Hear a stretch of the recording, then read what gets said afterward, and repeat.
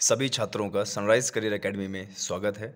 और जैसा कि आप सभी लोग जानते हैं, सनराइज़ करियर एकेडमी में भारतीय सेना जैसे इंडियन आर्मी, एयर फोर्स और इंडियन नेवी की संपूर्ण तैयारी फिजिकल की, मेडिकल की और रिटन की कराई जाती है।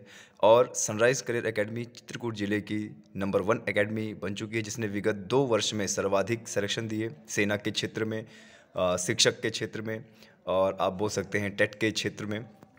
चलिए बिना समय गंवाए शुरू करते हैं। जो हमारा टॉपिक है वो है भारत का भूगोल, और जिसमें मैं सामान्य ज्ञान प्रश्नोत्तरी करूंगा और कुछ ऐसे इंपॉर्टेंट क्वेश्चंस को लेके आऊँगा जो हमारे लिए बहुत ज़्यादा इंपॉर्टेंट हैं। मेरा नाम है सिद्धांत। एक बार फिर से आप सभी लोगों का बहुत बहुत स्वागत है सनराइज़ करियर एकेडमी में। चलिए आगे बढ़ते हैं भूगोल की प्रश्नोत्तरी में। देखिए, सबसे पहले हम बात करेंगे क्वेश्चंस को, वन लाइनर को, और जो एग्ज़ाम में बहुत ज़्यादा आते हैं, जैसे प्रति चक्रवात की आकृति कैसे होती है। जो प्रति चक्रवात होता है उसकी आकृति कैसी होती है, तो उसकी आकृति गोलाकार होती है। कौन सा चक्रवात सबसे अधिक विनाशकारी होता है? टॉर्नेडो। आपको पता है कि जैसे समुद्र से हवाओं के चलने की वजह से, क्योंकि हवाएं जो है उच्च दाब और निम्न दाब में ट्रैवल करती हैं, यात्रा करती हैं, जिसकी वजह से तापमान में ऊंच नीच होने की वजह से, तापमान में हलचल होने की वजह से तक चक्रवात उठते हैं। और कुछ चक्रवात होते हैं जो आके निकल जाते हैं, लेकिन कुछ चक्रवात ऐसे होते हैं जो बहुत ज़्यादा तबाही मचा के जाते हैं। तो जैसे इसमें बात कर रखा है, ये कौन सा चक्रवात सबसे अधिक विनाशकारी होता है, वो है टॉर्नेडो। अच्छा, डोल्डर क्या होता है? यह भूमध्य रेखा के आसपास का अल्प दाब क्षेत्र होता है, जहाँ पर तापमान दाब कम होता है हवा का, उसको डोल्डर बोलते हैं। उत्तरी गोलार्ध में चक्रवात में वायु की दिशा क्या होती है? वो होती है वामावर्त। ठीक है। आगे, दक्षिणावर्त गोलार्ध में चक्रवात में वायु की दिशा क्या होती है? दक्षिणावर्त। ये ध्यान देना है, ये ऐसे छोटे छोटे एग्जाम्स में आपके पूछा जा सकता है। बोल रहा है उत्तरी गोलार्ध में चक्रवात में वायु की दिशा क्या होती है, तो वो होती है वामावर्त। और अगर वहीं हम बात करें दक्षिणी गोलार्ध में चक्रवात की वायु क्या होती है, की दिशा क्या होती है, वो होती है दक्षिणावर्त। अब आते हैं ट्विस्टर क्या है। ट्विस्टर है स्थलीय अमेरिका का चक्रवात। ट्विस्टर क्या है? स्थलीय अमेरिका का चक्रवात। उसके बाद देखिए क्या है, प्रति चक्रवात चक्रवात की तुलना में कैसे होते हैं। प्रति चक्रवात, अगर चक्रवात की हम तुलना करें तो क्या होते हैं? बड़े होते हैं। और इनका आकार कैसा होता है? गोलाकार होता है। आगे बढ़े, प्रति चक्रवात में वायु दाब कहाँ सबसे अधिक होता है? केंद्र में। जब प्रतिवात चलता है, गोल गोल वो घूमता है, तो इसका जो सबसे ज़्यादा वायु दाब होता है वो कहाँ पे होता है? बीच में होता है। तो इसको ये आपको ध्यान रखना है। आगे, टॉर्नेडो चक्रवात किस क्षेत्र में सबसे अधिक होता है? ये अमेरिका तथा ऑस्ट्रेलिया में, प्रशांत महासागर में आप बोल सकते हो। आगे, चक्रवात की उत्पत्ति के संबंध में ध्रुवीय वाताग्र सिद्धांत का प्रतिपादन किसने किया है? वो है जे बर्कनीज ने। ठीक है, ये भी इंपॉर्टेंट है, ज्योग्राफी में आ सकता है। हरिकेन चक्रवात की गति लगभग कितनी होती है? 120 किलोमीटर प्रति घंटा। ओके, आगे बढ़ते हैं।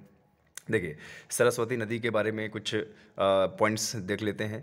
जो सरस्वती नदी है ये पुरानी नदी है, और सरस्वती नदी को हमारी 3 पवित्र नदियों में से माना गया है। जैसे आपने देखा होगा कि सुना होगा गंगा, यमुना और सरस्वती, और आपने ये भी देखा होगा कि जो गंगा और यमुना और सरस्वती का मिलन होता है इलाहाबाद, जिसका नाम आज प्रयागराज कर दिया गया है। और आपने ये भी देखा होगा कि मुख्य रूप से तो 2 ही नदियाँ मिलती हैं, एक यमुना और एक गंगा, उत्तर प्रदेश के प्रयागराज में। लेकिन जो सरस्वती नदी है वह गुप्त रूप से मिलती है। ये पुराणों में, और ये मान्यता है कि 2 ही नदियों का मिलन होता है, लेकिन वास्तव में 3 नदियाँ मिल रही होती हैं, जिसमें 2 नदियाँ भौतिक रूप से और तीसरी नदी गुप्त रूप से मिल रही होती है, गंगा, यमुना और सरस्वती। लेकिन फिर भी हम अपने भूगोल के हिसाब से इसको पढ़ते हैं।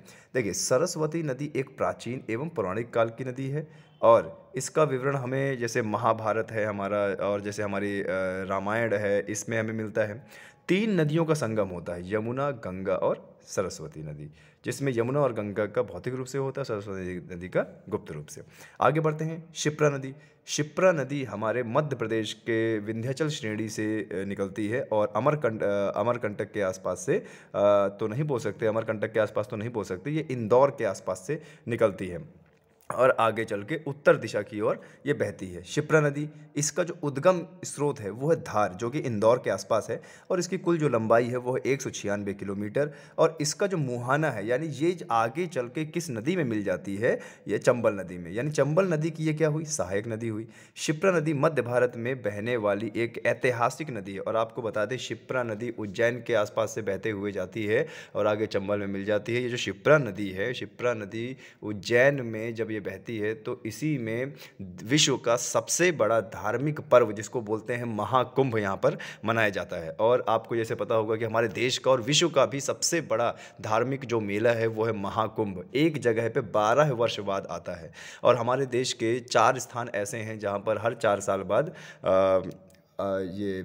महाकुंभ होता रहता है। जैसे आपका बात करें कि नासिक है, और उज्जैन है, इलाहाबाद है, प्रयागराज जिसको बोलते हैं, और हरिद्वार है। यहाँ पर चारों स्थानों पे हर 4 साल बाद आपका महाकुंभ होता रहता है।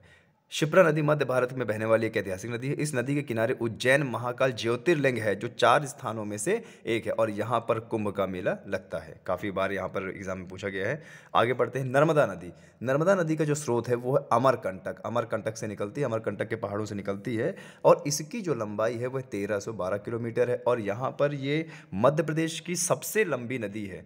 और सबसे बड़ी बात यह है कि ये भ्रंश घाटियों से बहते हुए सीधे अरब सागर के खंभात की खाड़ी में गिर जाती है, और अपने साथ ये एस्चुरी बनाती है, डेल्टा का निर्माण नहीं करती है। यहाँ पर एमपीजीके में भी आ सकता है कि मध्य प्रदेश की जो सबसे बड़ी नदी है, सबसे लंबी नदी है, वह कौन सी है, नर्मदा नदी है। इसके ऊपर कई बांध भी बने हुए हैं और कई कृत्रिम झीलें भी हैं।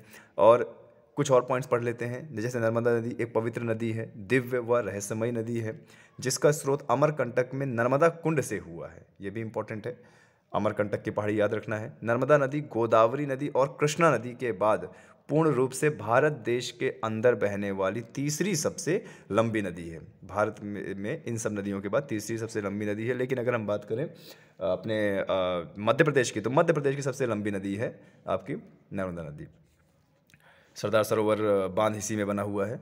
गोदावरी नदी, गोदावरी नदी का जो उद्गम स्रोत है वो है त्र्यंबकेश्वर, और इसकी लंबाई है 1465 किलोमीटर। इसका जो मुहाना है वो बंगाल की खाड़ी है, क्योंकि इसको बहने में काफ़ी ज़्यादा मैदानी क्षेत्र मिल जाता है, तो अपने साथ यह काफ़ी मात्रा में अवसाद बहा के जाती है और एक डेल्टा का निर्माण करती है। गोदावरी नदी जिसे दक्षिण गंगा के नाम से भी जाना जाता है, तो ये कई बार क्वेश्चन आ चुका है कि इनमें से दक्षिण गंगा किसे कौन सी नदी को कहते हैं, तो वो गोदावरी को कहते हैं। ध्यान दीजिएगा, दक्षिण गंगा और दक्षिण की गंगा अलग होता है। दक्षिण गंगा के नाम से गोदावरी फेमस है।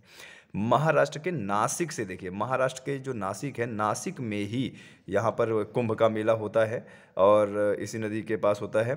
जिले से निकलती है और आंध्र प्रदेश से बहते हुए बंगाल की खाड़ी में जाकर मिल जाती है। तो यानी किस तरफ बही है, ये है भारत के पूर्वी घाट में जो है बंगाल की खाड़ी से मिल रही है, यानी अपना जल ये कहाँ गिरा रही है, बंगाल की खाड़ी में, और एक डेल्टा का निर्माण कर रही है। आगे चलते हैं। कावेरी नदी, कावेरी नदी का उद्गम स्रोत है ताला कावेरी, और इसकी जो कुल लंबाई है वह 360 किलोमीटर है, और इसका जो मुहाना है कावेरी नदी का डेल्टा बनाती है बंगाल की खाड़ी में। देखिए आपको एक चीज़ बता दें, भारत में 2 घाट हैं, एक पूर्वी घाट और एक पश्चिमी घाट। ये हमारा पूर्वी घाट है और ये हमारा ये हमारा पश्चिमी घाट है, ये हमारा पूर्वी घाट है। पूर्वी घाट में सागर है बंगाल की खाड़ी, और पश्चिमी घाट में सागर है अरब सागर। और बहुत सारी नदियां हमारी जो है बंगाल की खाड़ी में गिर के डेल्टा बनाती हैं। क्यों? क्योंकि यह अपने साथ अच्छा खासा अवसाद एक बहा के लाती हैं। तलहटी, या आप बोल सकते हो तराई क्षेत्र से बहते हुए, जंगल झाड़ से बहते हुए काफ़ी सारी मात्रा में अवसाद बहाकर डेल्टा का निर्माण करते हैं, यानी उपजाऊ भूमि का निर्माण ये करते हैं। मुहावना का ओके हमने पढ़ लिया। कावेरी नदी दक्षिण भारत में गोदावरी और कृष्णा के बाद, दक्षिण भारत में देखिए गोदावरी और कृष्णा के बाद तीसरी सबसे बड़ी नदी है। इस नदी के किनारे बसा तिरुचिरापल्ली शहर है। हिंदुओं का प्रसिद्ध तीर्थ स्थान भी है ये। आगे बढ़ते हैं। कृष्णा नदी, उद्गम स्रोत महाबलेश्वर है, और इस कृष्णा नदी की जो लंबाई है वो 1290 किलोमीटर है। इसका जो मुहाना है अगेन बंगाल की खाड़ी में है, यानी अवसाद बहा के लाती है, डेल्टा बनाती है। कृष्णा नदी महाबलेश्वर पर्वत से निकलती है और बंगाल की खाड़ी में जाकर विलीन हो जाती है, गिर जाती है। ठीक है।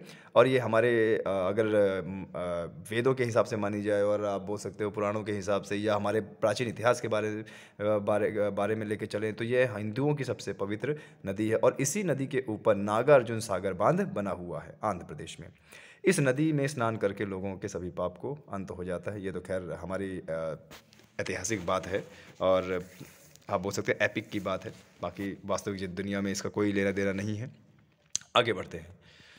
ब्रह्मपुत्र नदी। अब देखिए जो ब्रह्मपुत्र नदी है इसका तिब्बत से मानसरोवर झील से इसका उद्गम स्थान है। ब्रह्मपुत्र के मानसरोवर झील जो तिब्बत में कैलाश पर्वत है, मानसरोवर झील है, वहाँ से ये निकलती है। कुल लंबाई इसकी 2900 किलोमीटर है और इसका जो मुहाना है वो बंगाल की खाड़ी में है। ये कुछ भारत में तिब्बत से निकलकर फिर नामचा बरुआ से दिहांग दर्रे से घुसकर असम, अरुणाचल प्रदेश और असम में जाते हुए और फिर ये सीधे बांग्लादेश में जाके बंगाल की खाड़ी में विलीन हो जाती है। और हमारी गंगा नदी भी इसमें जाके आगे मिल जाती है।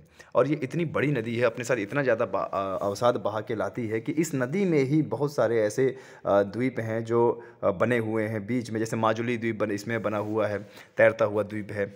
और आगे जैसे बात करें कि इसमें इसका जो चौड़ाई है वो इतनी ज़्यादा है कि इसमें हमारा वाटरवेज बनाया गया है, वाटर हाईवे बनाया गया है, वाटरवेज हाईवे। और नेशनल हाईवे नंबर 2 है गंगा नदी पर। नेशनल हाईवे 1 है और नंबर 2 है ब्रह्मपुत्र नदी पर। ब्रह्मपुत्र नदी भारत की एकमात्र नदी है जिसका नाम पुल्लिंग है, मतलब यह पुरुषों में गिनी जाती है। शाब्दिक अर्थ ब्रह्मा का पुत्र। और ब्रह्मपुत्र नदी एक बहुत लंबी नदी है। जी बिल्कुल, 2900 किलोमीटर लंबी नदी है जिसका उद्गम तिब्बत कैलाश पर होता है। आगे बढ़ते हैं। महानदी। महानदी क्या है? उद्गम स्रोत है इसका धमतरी।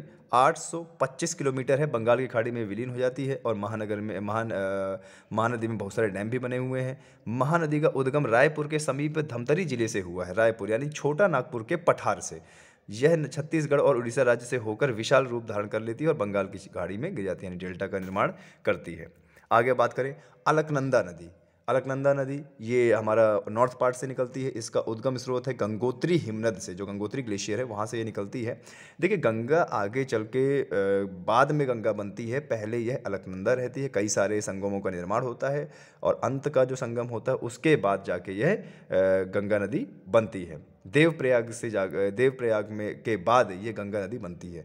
अलकनंदा है, इसका उद्गम स्रोत क्या है? गंगोत्री हिमनद। इसकी कुल लंबाई कितनी है? 195 किलोमीटर। इसका मुहाना का है, आगे चल के गंगा नदी में मिल जाती है। अलकनंदा पवित्र गंगा के दो मुख्य धाराओं में से एक है और इसकी अधिक लंबाई और निर्वहन के कारण गंगा की स्रोत धारा माना जाता है इसको।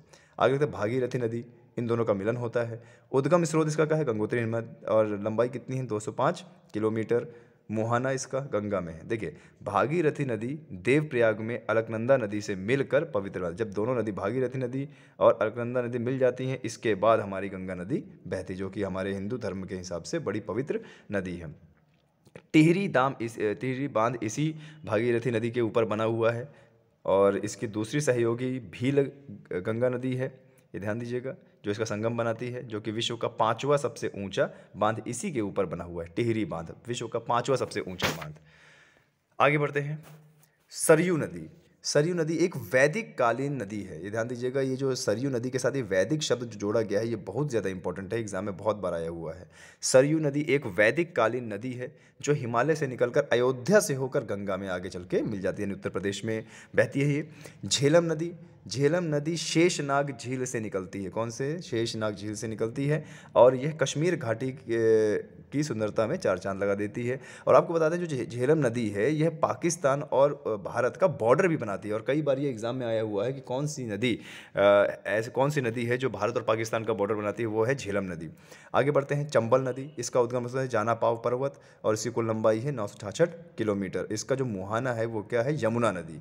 मध्य प्रदेश से निकलते हुए राजस्थान से घूमते हुए सीधे जाके यह यमुना में मिल जाती है। और यमुना की सबसे बड़ी और सबसे लंबी सहायक नदी है ये चंबल नदी। चंबल घाटी आपने सुना होगा।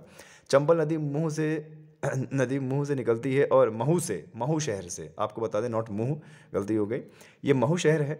इसका फुल फॉर्म है MHOW, महू इसको बोलते हैं। और ये इसका full form military headquarter of war, और ये मध्य प्रदेश के इंदौर ज़िले में आता है। यहाँ पर हमारे इंडिया का सबसे बड़ा ट्रेनिंग सेंटर है। इन्फेंट्री वॉर कॉलेज है यहाँ पे, NCTE है यहाँ पे, आर्मी स्कूल भी है यहाँ पे।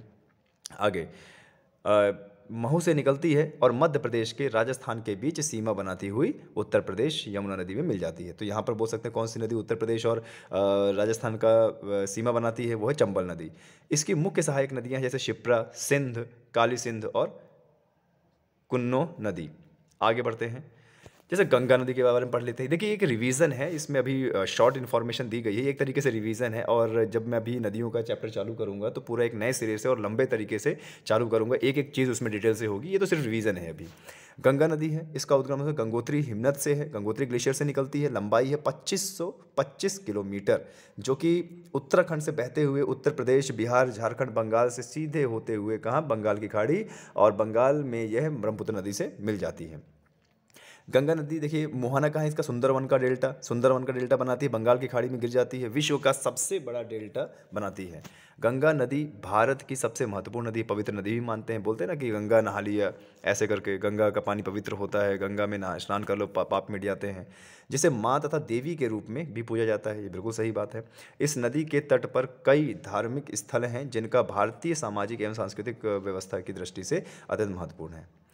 खैर ये तो शॉर्ट रिवीजन है। यमुना नदी उद्गम स्रोत है इसका यमुनोत्री ग्लेशियर से ये निकलती है, लंबाई है 1376 किलोमीटर। और आपको बता दें यमुना नदी गंगा नदी की सबसे बड़ी सहायक नदी है, लंबाई इसकी है इतना। और मोहना कहाँ है, त्रिवेणी संगम में, यह इलाहाबाद के संगम में, यह प्रयागराज में गंगा नदी से मिल जाती है। यमुना नदी गंगा नदी की सबसे बड़ी सहायक नदी, जैसा मैं बता चुका हूँ, और जो यमुनोत्री नामक जगह से निकलती है और इलाहाबाद यानी प्रयागराज में गंगा सरस्वती नदी से मिल जाती है। आगे बढ़ते हैं, अब कुछ देख लेते हैं कि हमारे और भारत के बीच की जो कुछ पड़ोसी देश हैं उनकी सीमा के बारे में चर्चा कर लेते हैं। हमारे भारत से टोटल 7 देश अपने अंतर्राष्ट्रीय रेखा बनाते हैं, टोटल 7 देश। आपको बता दें, जैसे आप देखेंगे पश्चिम में पाकिस्तान और पश्चिम उत्तर में अफ़गानिस्तान, चाइना, नेपाल, भूटान, म्यांमार और बांग्लादेश। टोटल 7 देश हमारा जो है बाउंड्री बनाते हैं, लेकिन हर एक की बाउंड्री के अलग अलग नाम हैं और अलग अलग किलोमीटर है। अगर हम भारत का मैप ध्यान से देखें तो हमें ऐसा प्रतीत होता है कि जो चाइना है, चाइना भारत के साथ ज़्यादा लंबी बाउंड्री बनाता है, लेकिन ऐसा नहीं है। बांग्लादेश सबसे बड़ी बाउंड्री हमारे भारत के साथ अंतर्राष्ट्रीय रेखा बनाता है। तो चलिए एक एक करके पढ़ते हैं। अब देखिए जैसे बांग्लादेश है, बांग्लादेश 4096.7 किलोमीटर, मतलब 4096 किलोमीटर की बाउंड्री रेखा यानी बनाता है। और इसमें कौन कौन से राज्य हमारे लगते हैं, देखो असम लगता है, मेघालय, मिजोरम, त्रिपुरा व पश्चिम बंगाल, ये सब लगते हैं। सबसे लंबी अंतर्राष्ट्रीय रेखा बनाता है बांग्लादेश। ध्यान दीजिएगा, चाइना को नहीं कर देना। मैप में देखने में लगता है कि चाइना होगा, लेकिन चाइना नहीं है। चीन 3488 किलोमीटर की रेखा बनाता है, अंतर्राष्ट्रीय रेखा बनाता है। जम्मू कश्मीर, हिमाचल प्रदेश, उत्तराखंड, सिक्किम और अरुणाचल प्रदेश जुड़े होते हैं। पाकिस्तान 3323 किलोमीटर की अंतर्राष्ट्रीय रेखा बनाता है, और इसके साथ जो जुड़े हुए राज्य हैं वो है गुजरात, राजस्थान, पंजाब, जम्मू कश्मीर और लेह केंद्र शासित प्रदेश। आगे नेपाल हमारी बाउंड्री बनाता है, 1751 किलोमीटर लंबी रेखा बनाता है। उत्तर प्रदेश, बिहार, पश्चिम बंगाल, सिक्किम व उत्तराखंड जुड़े होते हैं। म्यांमार 1643 किलोमीटर लंबी रेखा बनाता है। अरुणाचल प्रदेश, नागालैंड, मिजोरम व मणिपुर। भूटान 699 किलोमीटर की लंबी रेखा बनाता है, और इससे जुड़े होते हैं सिक्किम, असम, पश्चिम बंगाल और अरुणाचल प्रदेश। अफगानिस्तान 106 किलोमीटर लंबी रेखा बनाता है। अच्छा, थोड़ा सा अंतर्राष्ट्रीय बॉर्डर की भी बात कर लेते हैं। ये जो हमारा भारत और बांग्लादेश के बीच की जो अंतर्राष्ट्रीय रेखा है, जो 4096 किलोमीटर है, इसको हम बोलते हैं ज़ीरो रेखा, और या फिर इसको बोलते हैं रेड क्लिफ रेखा, क्योंकि यह पहले पूर्व पाकिस्तान था और पाकिस्तान और भारत की रेखा क्या है, रेड क्लिफ रेखा। लेकिन अब इसको, क्योंकि देश आज़ाद हो गया है 1971 में, यह एक नया देश बन गया है बांग्लादेश, और इसकी जो रेखा है भारत का जो मिलती है, अब उसको शून्य रेखा बोलते हैं। चीन की बात करें तो मैकमोहन रेखा, भारत और चाइना की जो अंतर्राष्ट्रीय रेखा है उसको बोलते हैं मैकमोहन रेखा। पाकिस्तान और भारत की अंतर्राष्ट्रीय रेखा को बोलते हैं रेड क्लिफ रेखा। और जो हमारे अफगानिस्तान और पाकिस्तान की ये रेखा आगे चल के पीओके भारत में मिल जाती है, उसको बोलते हैं डूरंड रेखा। ठीक है, तो ये चीज़ आपको देखना है। और आगे बढ़ते हैं, इतना ही। तो आज के लिए सिर्फ इतना ही। इस प्रश्नोत्तरी के बाद और भी मैं वीडियोस लेके आऊँगा, सिर्फ रिवीजन के लिए है। बाकी डिटेल लेक्चर हमारे आने वाले समय में आते रहेंगे। Thank you very much.